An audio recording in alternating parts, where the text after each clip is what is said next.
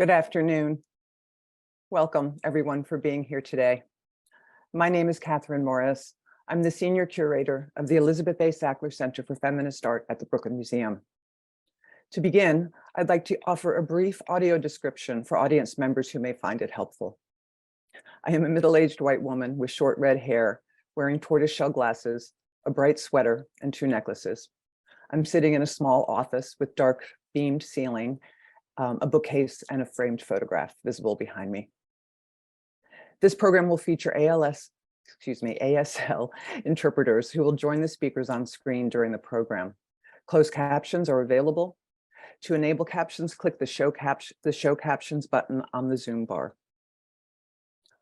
On behalf of the Henry Luce Foundation and our hosts at the New York Historical Society, I welcome you to the Conversations on American Art and Museums, a celebration of Luce American Art Program's 40th anniversary. Since its founding in 1982, the American Art Program has provided support totaling $215 million to 500 museums across all 50 states. It continues to award approximately $7.5 million annually for innovative museum projects in the visual arts. Through this work, Luce seeks to advance the roles of visual arts in an open and equitable society, and the potential for museums to serve as public forums for art-centered conversations that celebrate creativity, explore difference, and seek common ground. With an eye towards the future and the best possible futures for art museums, these conversations will explore the capacity of art museums to challenge accepted histories and advance the dialogues in which we need to engage with diverse communities and collaborators. I would also add, in relation to today's conversation, we will explore the capacity of art museums to change, to be self-critical, and to engage in transparent dialogue that allows us to honestly look at and learn from our own histories. Today's conversation is one that I'm thrilled to participate in with 3 colleagues who I greatly admire: Lynne Cooke, Matthew Higgs, and McArthur. Together, we will focus on exhibiting disability in museums, reflecting on current language, methodologies, and approaches to narrative related to curating and exhibition making. In discussing our work, we will examine strategies that seem most pertinent today and perhaps envision some future priorities. With that stated goal, I would like to acknowledge that challenging histories, advancing dialogues, and changing museums must happen in curatorial practice, but it must also happen via equitable access to museums for all disabled audiences. Artists and activists working in the space of accessibility politics are vital partners in this work. For people interested in learning more about current work and accessibility, I recommend subscribing to the vital newsletter published by Kevin Gotkin online weekly called CRIP News. As I've been speaking, I've been sharing on the screen images of 2 exhibitions held at the Center for Feminist Art at the Brooklyn Museum.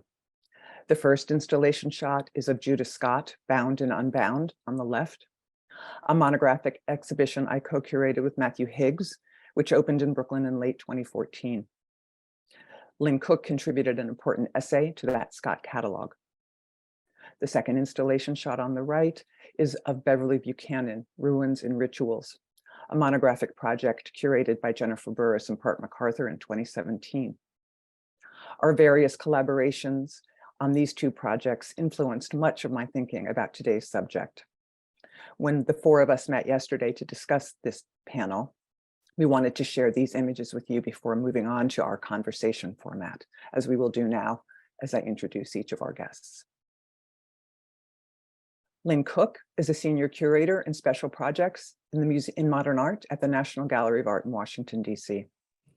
From 2012 until 2014, she was Andrew W. Mellon Professor at the Center for Advanced Study in the Visual Arts at the National Gallery. Prior to that, she served as Chief Curator and Deputy Director at the Museo Reina Sofia in Madrid from 2008 to 2012.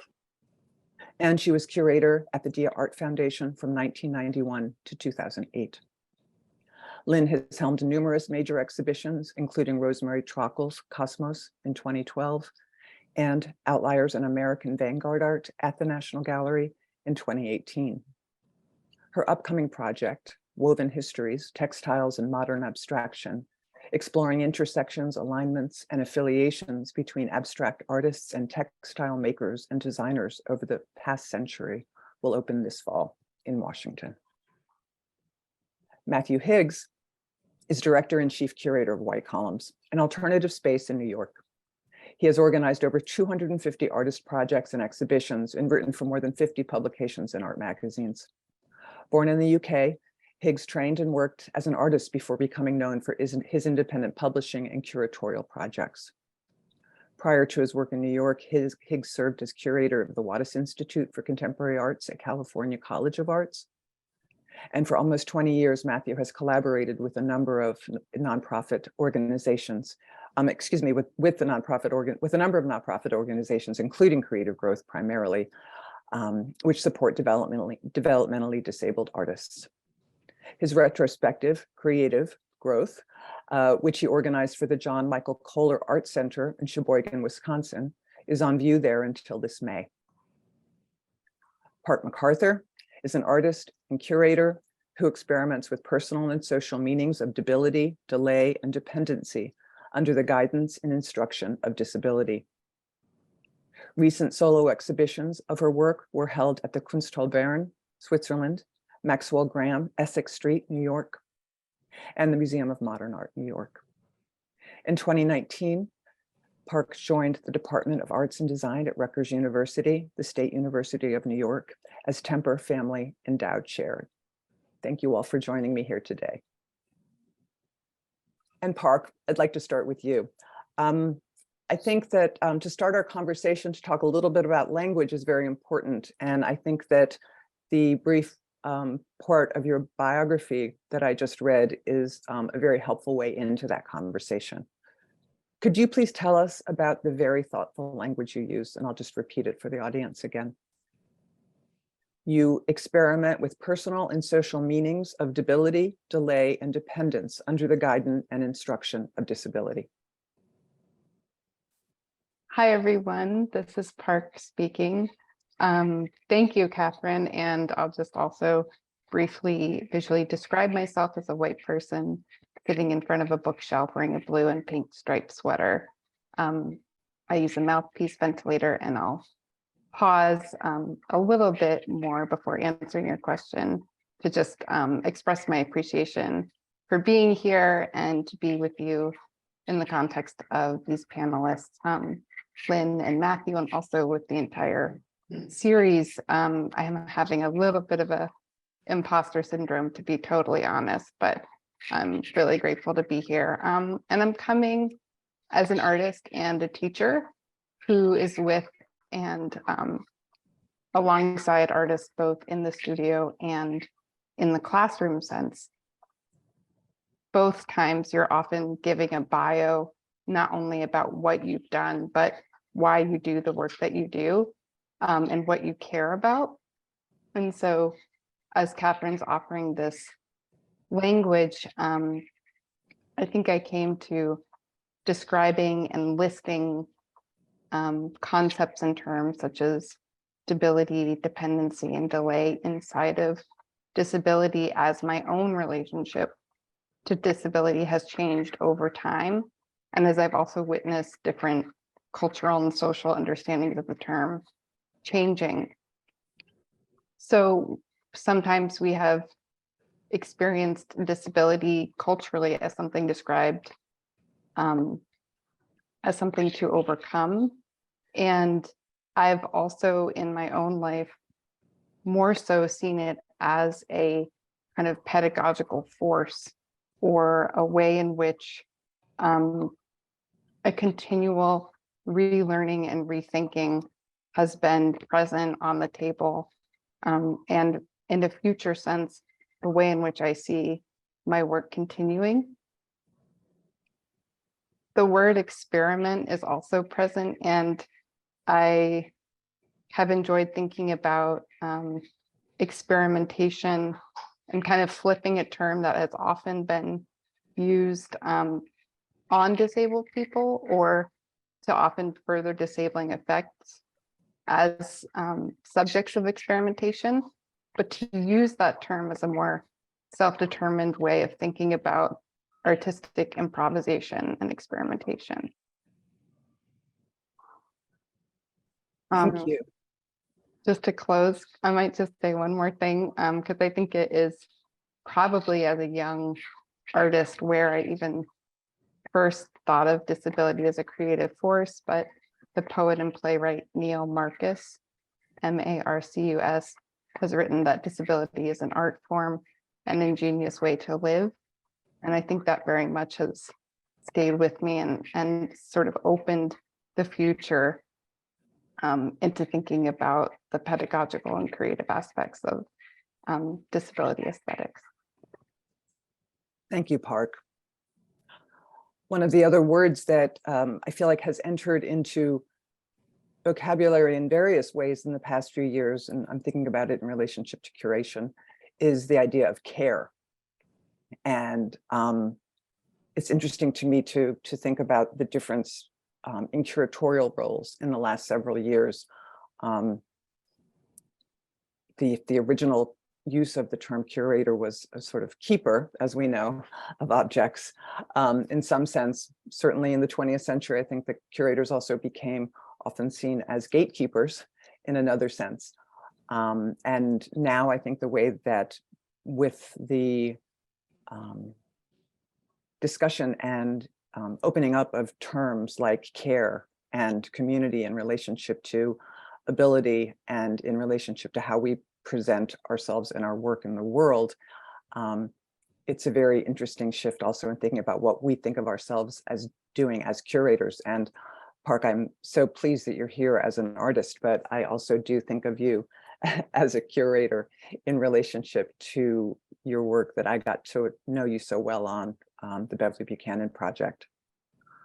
In relationship to that notion of care, I want to jump, Matthew, to this question for you in your career, particularly in your roles at Y Columns, the alternative space where you have worked so diligently to incorporate artists who haven't traditionally been seen necessarily in avant-garde circles as certainly representative in the history of Y Columns.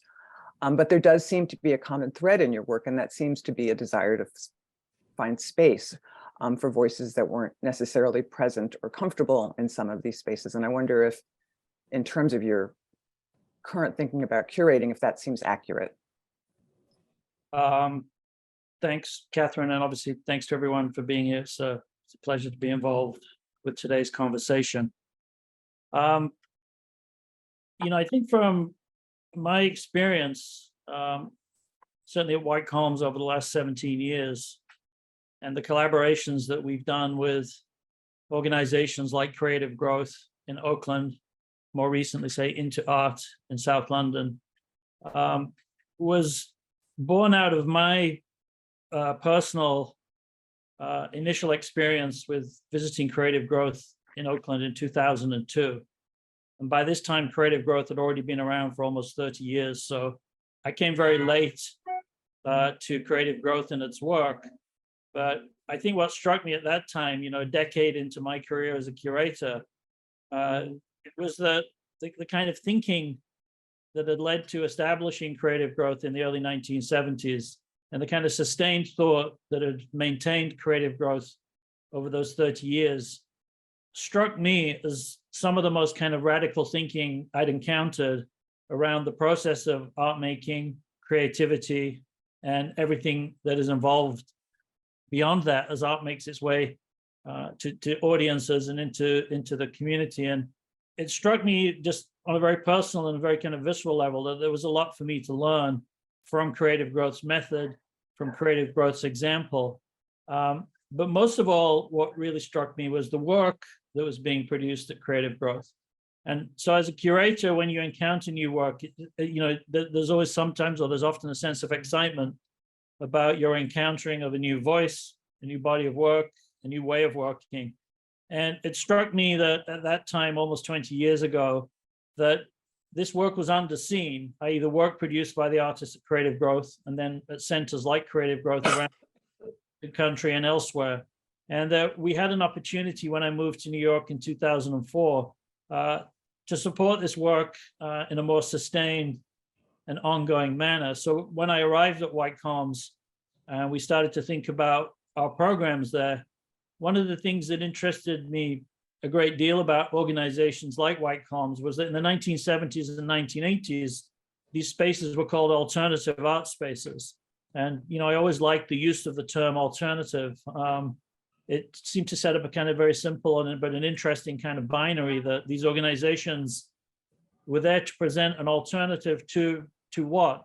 To the mainstream art institutions, to the museums, to the commercial art world, and even present alternatives to each other, i.e. other alternative art spaces. But that term had dropped out of currency, I think, in, say, the late 80s or early 1990s. And when we started to think about how to kind of reimagine White Columns, or how White Columns might behave differently, so to speak, one of the things that I thought we could do that would make a really productive difference for White Columns too, was to start supporting the work that I encountered in Oakland. And one of the things that then became interesting was the working relationships we have with the artists at Creative Growth, but also with the staff at Creative Growth and with the organization itself. So it became a much more kind of nuanced and complicated and complex conversation for myself personally, for White Columns as an institution, and then our relationships that we developed over the last 20 years with different organizations and the artists they support. And it was sort of I think the most fundamental thing was that I felt that the work produced in these organizations and in these centers should be better known, that the ideas that led to the founding of these organizations should be more widespread, and that all contemporary art organizations and institutions should find a way to sort of embrace this kind of area of creativity, or this field of work that was being produced at these centers that I'd experienced. So it began really as a very kind of personal, visceral encounter with the work, but over the last 17 years, it's evolved into a much more kind of nuanced and sustained, almost a rhythm within what White Columns does and the work that we present. And I think over the last 17 years, we've organized more than 40 exhibitions now with artists with disabilities, always in collaboration with the centers that those artists are supported by. And you brought that ethos certainly to our collaboration on the Judith Scott Bound and Unbound exhibition in 2017. And as part of that exhibition, we were in that era, which feels, as we've discussed, like a different one than we find ourselves in today. One of the things that we talked quite a bit about was the ways in which artists with disabilities are often traditionally displayed in institutions, and how those framings often start with conversations about biography, forefronting a kind of description of biography or story or narrative in front of the objects themselves. Judith Scott, as the audience saw in the beginning installation shot, was an artist who worked largely in abstraction. And so we had a very interesting sort of challenge, right, to think about how to balance those priorities in making the first monographic artist exhibition of an artist in the context of an institution like the Brooklyn Museum. Lynne, you were invited to be a contributor to the catalog of that exhibition, and you chose at that time what we all thought was a very interesting kind of strategy for how to write about Judith Scott and how to frame her. And I wondered if you could tell us a little bit about that strategy that you developed, that essay, and then also how it feels to you today in terms of its potential usefulness as a strategy. Thank you, Catherine. And thank you for the invitation to this panel, and to Matthew and Park for your collaboration with me. I was very excited by your invitation to write for the catalog. And because by that stage, I'd seen a certain amount of Judith Scott's work, I was thinking about it for an exhibition that I would go on to do with Rosemary Trockle, that looked at a range of artifacts that were very important to Trockle, to her imaginary, that crossed categories, that natural history objects to botanical drawings to art by so-called self-taught artists. And I'd been to Creative Growth too, to visit, and had been very inspired by what I saw, by the range of work, the quality of work, the fact that the way it's set up, there are artists there to help the artists making work, but they're not there to instruct. It's not and certainly not a therapy situation. So and then I wanted to respond to what I saw was a situation in which, on the one hand, Judith Scott's work was appearing in the contemporary art context. Matthew had curated a show, I think at the Barbara Gladstone Gallery, that put Scott's work amongst that of some contemporaries. And I could easily see how that could be done. And in fact, that was kind of informing the way we're moving forward. Rosemary and I were moving forward. And on the other hand, there was scant literature, but one monograph. And the monograph had many advantages, or many, there's much to be said for it, in that it had a lot of firsthand experience of watching Scott at work and seeing her processes and being able to describe them.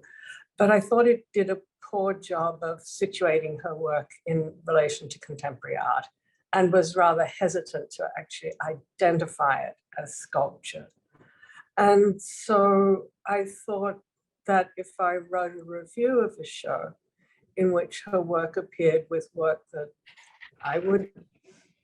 a show I would curate in my imagination, that would make these points without having to be particularly didactic.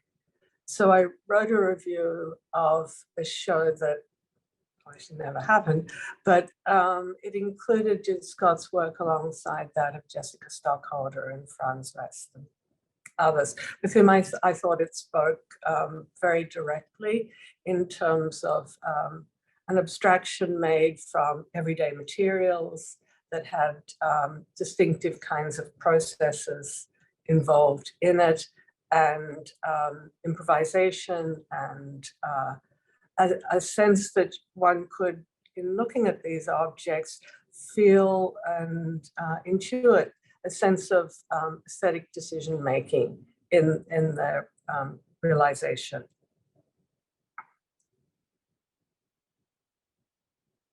And in that process, at the time, I think that it was also a kind of radical position to take in relationship to expecting a readership and audience to understand the task you had taken up and the kind of parameters you had set for them and for yourself in writing it. I'm wondering how effective you feel like a strategy, how necessary a strategy like that might feel today. I don't think it would work today. Scott's work is out in the world for sure. Creative Growth and Matthew have done a great job in circulating it. It's moving between two different, and I think rather segregated terrains, the world of so-called self-taught art or outsider art, however we characterize it, and the contemporary art world, but it's in collections. And so in the recent rehang at MoMA, there was a Judith Scott in one gallery along with a range of other works that were in dialogue with it. So I don't think making that point is necessary. I think one would take other kinds of strategies. And what's happened, of course, is with the benefit of your revelatory show, which laid out the work pretty chronologically, one could see and track quite closely her interest in certain materials at certain times, the evolution of the ways in which she knotted and tied and bound things together, the shifts in decision-making, and as she focused on different kinds of formal structures and so forth. So there's at least from my standpoint, there's a lot more information to work with now, and other kinds of questions come forward. Thank you. Ultimately, I want to sort of circle back around to this question about sort of what seems valuable now in terms of creative and curatorial strategies. But first, just to bring Beverly Buchanan into this conversation as the other exhibition slide at the beginning of this presentation, I wanted to talk to you, Park, for a second. We met during the planning of the Judith Scott show, and then I had the pleasure of hosting your project with Jennifer Burris, Beverly Buchanan, Ruins and Rituals. The roots of that project were found in your discovery of Buchanan in the archives at the Whitney Museum.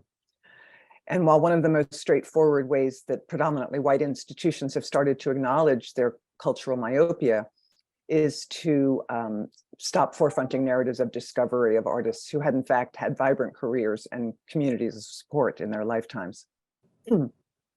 Buchanan's case was particularly interesting because while her stature in the avant-garde art world in the 1970s was clear, as you demonstrated, and clearly documented, her decision to move back to the American South, where she was raised, largely undermined that reputation. And she eventually was reframed predominantly within outsider or folk art contexts.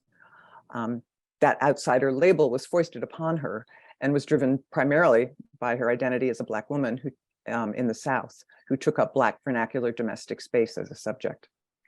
And your project obviously worked to expose the reductiveness of that positionality. But at the same time, you also work to acknowledge other markers of identity in Buchanan's work, including debility. And I wonder if you could tell us about how you and Jennifer understood and set out to represent these multiple identities in the exhibition format.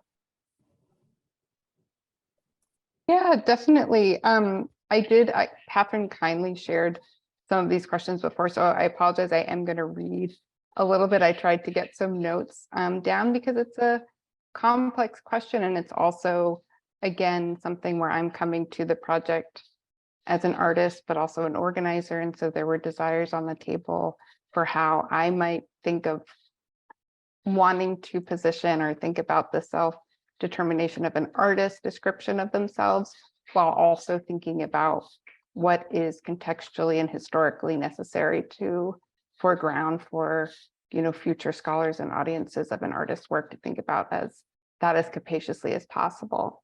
So I think Jennifer and I, because we spent a lot of time with Buchanan's writing and also writing about Buchanan's work by critics and scholars, while we were making a book about a very specific slice of Buchanan's practice as she was transitioning away from being a public health educator to being an artist,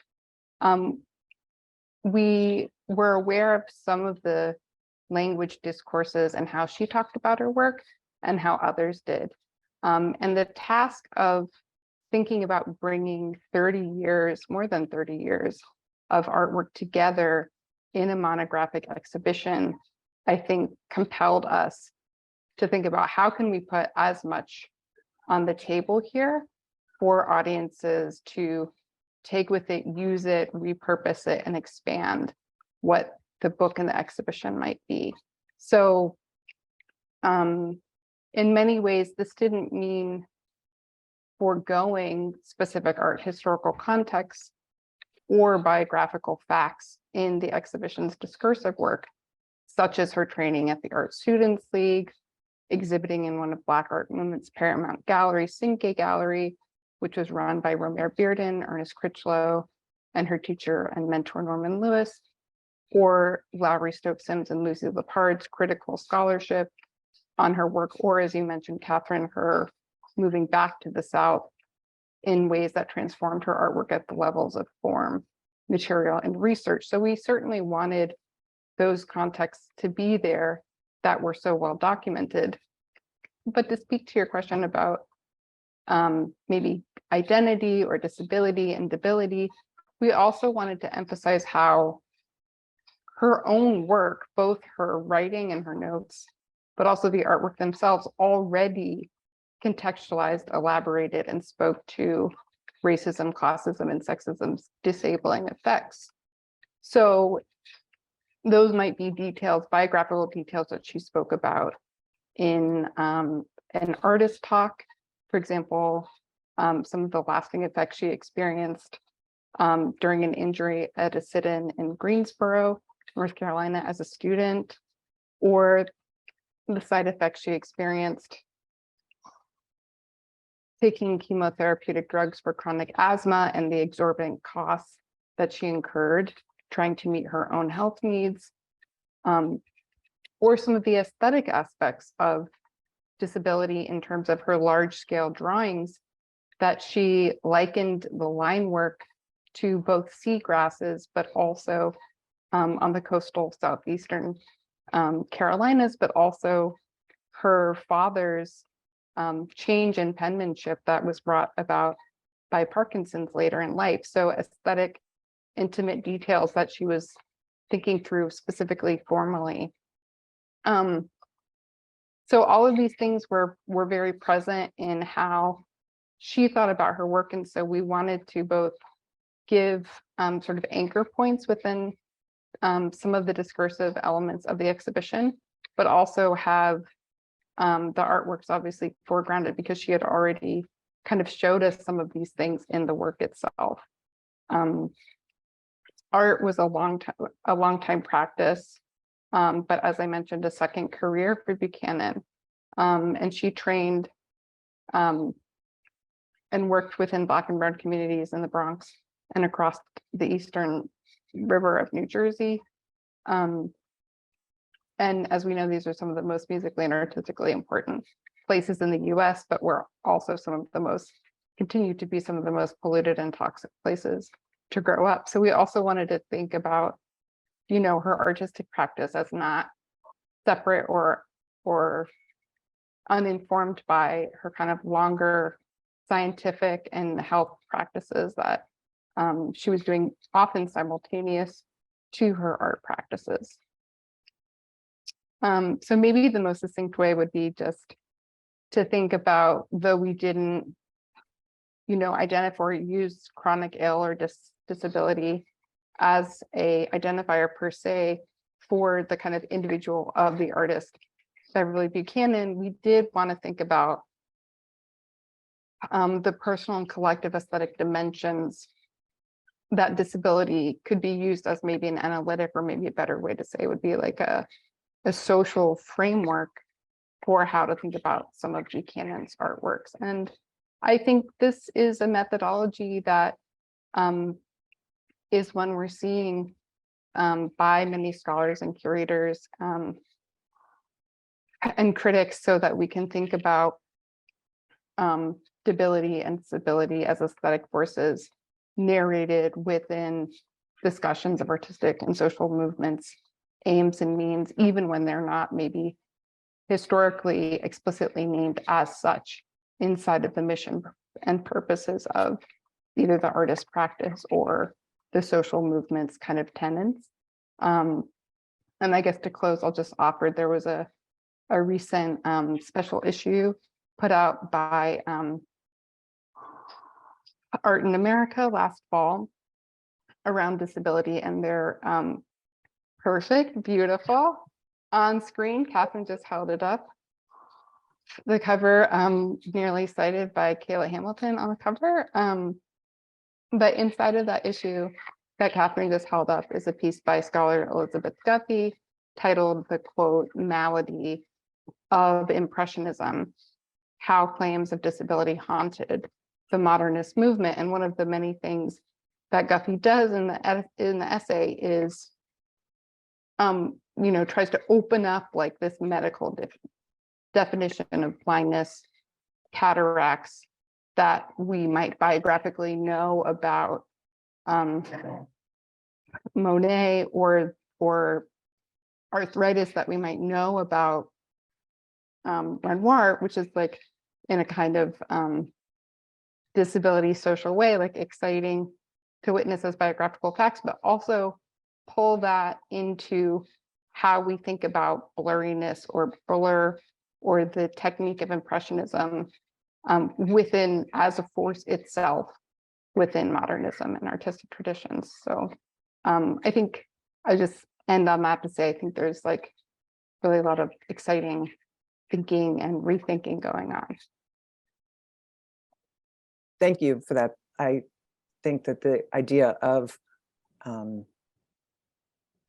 social frameworks, as you just described them, is very important and points to obviously the ways in which these identifiers that we are grappling with,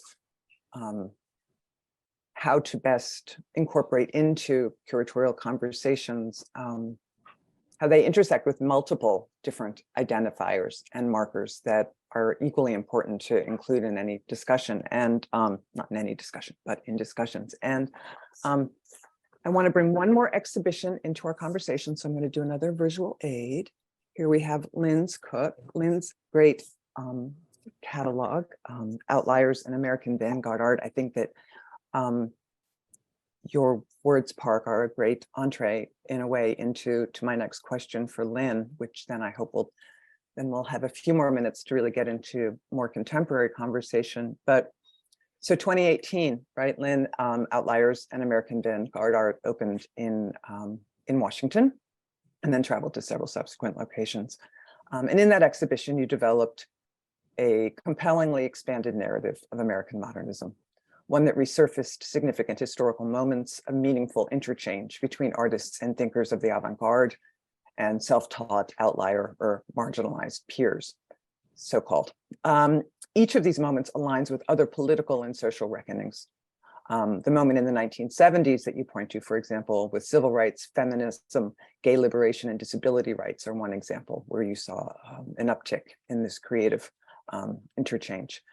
I wonder if you could just maybe tell us a little bit about that formulation, and then also I'm curious if we feel, the next question for the entire group is if we might currently be in such a moment. But in order to have that conversation with the group, I wonder if you could tell us a little bit about set up a little of that historical context for us, Lynne. Thanks, Catherine. So I suppose the starting point is the segregation of so-called self-taught artists from the mainstream or the vanguard. And then what, as I looked across the centuries, seemed to be three periods in which those boundaries became much more porous or just simply disappeared. And the work of the self-taught artist was reevaluated, absorbed into the art world, and so forth. But each time it happened in a different under a different set of terms. But what seemed to me consistent was in the 30s. Obviously, it's a period of huge social unrest across the world with the Depression and the growing emergence of fascism in Europe and so on. That part we know very well. But similarly, in the 70s, we see a complete questioning of social values internally in some ways in this country through those different movements: feminism, gay liberation, black arts movements, and civil rights movements, and much else. And again, we see a kind of in the 70s more, I think, a reaching out by professionally trained artists to the work they were seeing in their immediate context or were intersecting with in some way by artists who were not trained, not formally academically trained. And a great case in point is Chicago, where it seemed like it was an extraordinarily rich context for people who began to make work or self-identify as artists, or to make visible the work they've been making, someone like Joseph Joachim and so on. And then in the 90s, it happened 90s, the turn of the century, it happened again. And of course, some people say, oh, this is a cyclical phenomenon. Every time there's a period of roiling social change that questions all sorts of conventional frameworks, and why wouldn't it manifest in the art world too? Other arguments would see a kind of evolution in which there's greater acceptance of work by disenfranchised and marginalized makers across the century. I think it's very much up for question how much really sustained shift, really substantially sustained shifts there have been over the century. But this could well be a different kind of moment. Yes, socially roiling for sure. And maybe the ways in which these questions are being framed today and the reference to which we hear constantly to the 30s, like how like the 30s is our moment. But also the fact that some of these questions like climate change, obviously, these are not temporary. And so I'm really, obviously, I don't know, but I think the opening up is different. I'm very curious to hear what you think, and Matthew and Park too.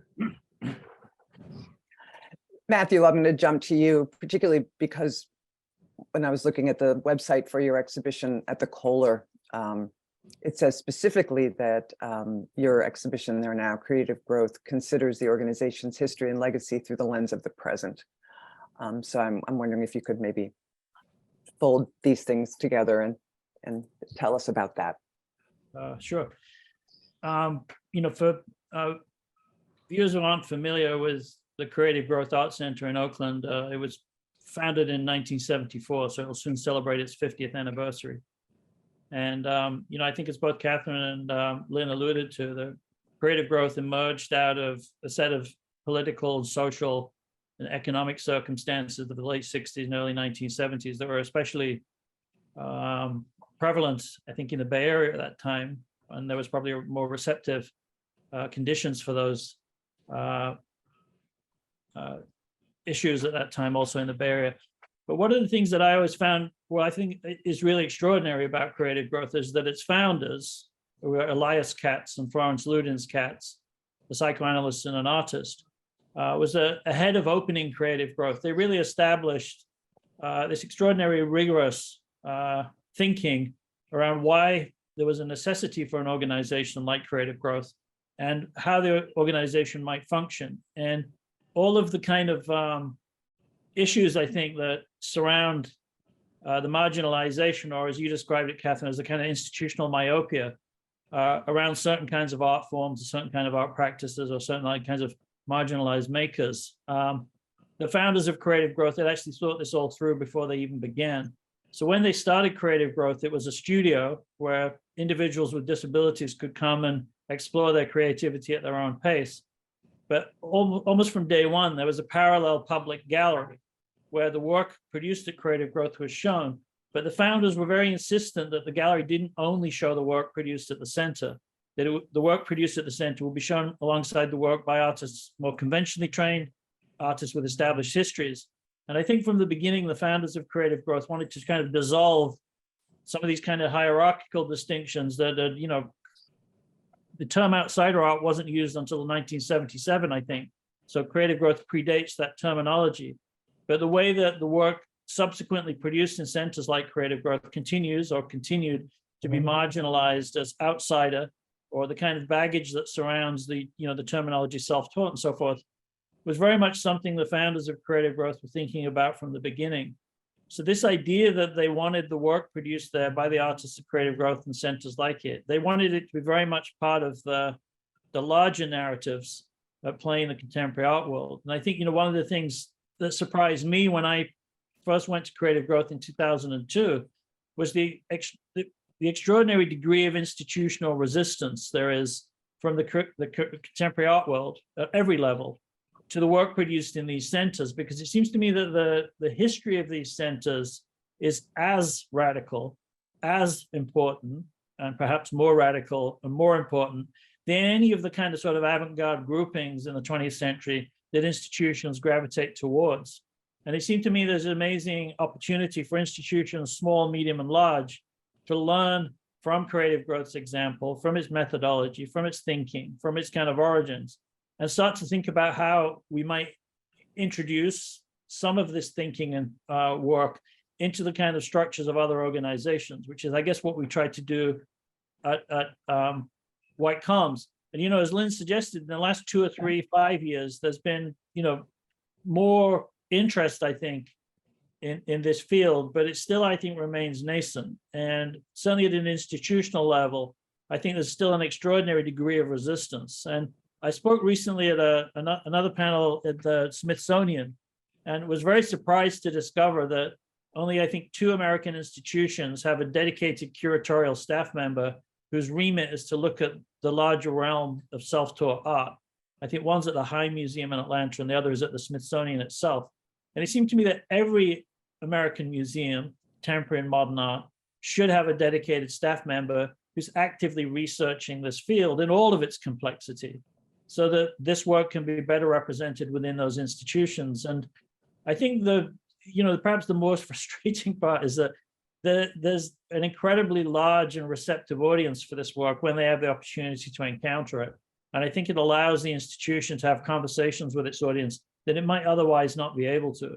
And, you know, I certainly found that with the project we did with Judah Scott at Brooklyn. It opened up conversations that, you know, perhaps weren't taking place elsewhere in the museum at that time. So I think incrementally we're seeing movement within this area, in this field, but there's still a lot of work to be done. There absolutely is still a lot of work to be done. And it's interesting to me, you know, as a curator of a department of an institution, which is somewhat unique in the world, a Center for Feminist Art within an institutional setting like the Brooklyn Museum. One of the very exciting things for me in the course of my career there has been to think about the ways that multiple conversations need to happen simultaneously. And I think that that was one of the really exciting things for me on our project with Judah Scott, was the notion of how we talked about her in relationship to a subject that had no known part in her life, feminism per se, but that we were able to sort of incorporate a conversation about the framings of the feminist movement that allowed us, in my opinion, to be understood as an artist, as Lynne then went on to frame her in her essay in her catalog. And so for me, those projects have been the most rewarding, the ones that sort of link to multiple ways of understanding that the institution brings something to the conversation for the artist, and that the artist brings, more importantly, typically something to the institution to change the way that we understand it. And maybe that's a kind of way into the conversation about you know, what kind of shows we want to see in the future. Matthew, you've just laid out very clearly that you think there's room to change. And if some of the, you know, several good handful of exhibitions we've mentioned here today, if I would say the best measure of success for an exhibition is that they generate more exhibitions rather than that they be definitive in that gatekeeper definition of curating. What exhibitions would we all like to see come out of Outliers or Judah Scott or Beverly Buchanan or your current creative growth project in Sheboygan? And I'm opening that up to everybody. I'll just jump in with a thought. I think let's say the art world's interest in Black Mountain College, which is deep and extensive and has generated acres of research, multiple exhibitions, which is ongoing. And it strikes me that that's entirely appropriate. It's clearly an extraordinary historical moment that continues to resonate. It seems to me not that big of a leap to say, why doesn't an institution, a major institution with resources, apply the same level of research thinking and space to, the arts and disability movement that began in Oakland in the mid 1970s. And because it's as radical, it's as important, it's as interesting, and it's as generative. And I think that seems like would be a great place to start, is for art historical, deep art historical work to be done around creative growth and the centers that were inspired by it, and take it from there.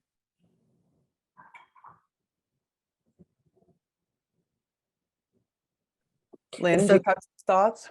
That's a great idea, Matthew. It would make a really fascinating study, because I think those institutions have become models for places elsewhere in the world for ways that artists can find a communal studio and work within an environment that's supportive and generative. But the other side of it, I suppose, is collections. I wish that it could be as normal to see a Horace Pippin hanging in a show that included American art of the 30s as it is to find a Marston Hartley or a Georgia O'Keeffe. That artist was highly, highly valued in his own time. And we've forgotten that, and we don't have, he doesn't fit into the kind of monikers that he used at the moment, like outsider artist, which is a very specific reference to a kind of solipsism, hermeticism, and kind of visionary outpouring. But he's also not a Black folk artist. But there doesn't need to be a category. The work was collected by museums at the time. It can simply sit on the wall with other work made in that era by those artists, by his peers.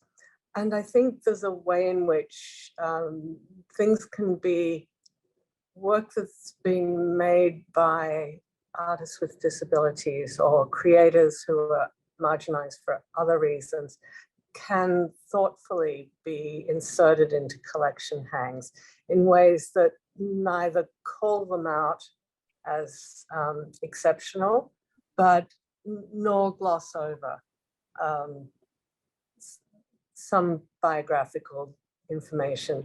But they don't have to be framed by that. It goes back to the question you were asking earlier, or Catherine, about how do you, and where in the visitor's experience does the information about Judith Scott come? Is it the first line in a biographical text as you walk in the door? If it is, that's shaped your whole experience throughout. When I'm feeling cranky about it, I often say, nobody's going to open an exhibition with the line, Willem the drunken philanderer. Sorry. But so, Matthew, you point to a kind of carving out of a historical subject, a kind of placing of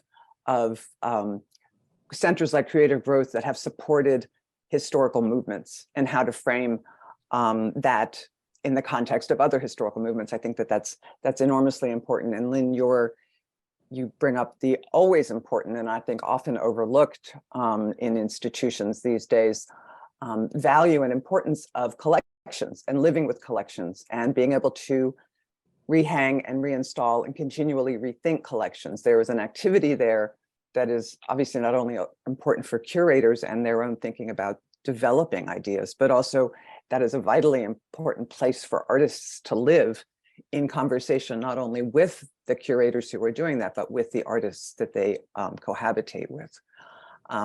Park, as an artist in a kind of different positionality, I'm wondering what exhibitions would you like to see coming up next, or coming out of the work that has been done or that hasn't been done?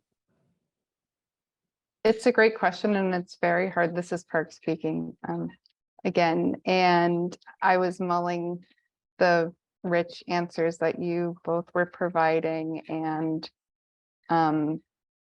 thinking two, that many of the exhibitions, well, one, the exhibition form is kind of the dominant mode that we have to make argumentation or put ideas out, but it's not the only one. And as we've been talking here, the art is such an interdisciplinary mode, so there might be other forms of artistic or aesthetic experience that that we'll come to know as kind of experiments in reception and distribution of art.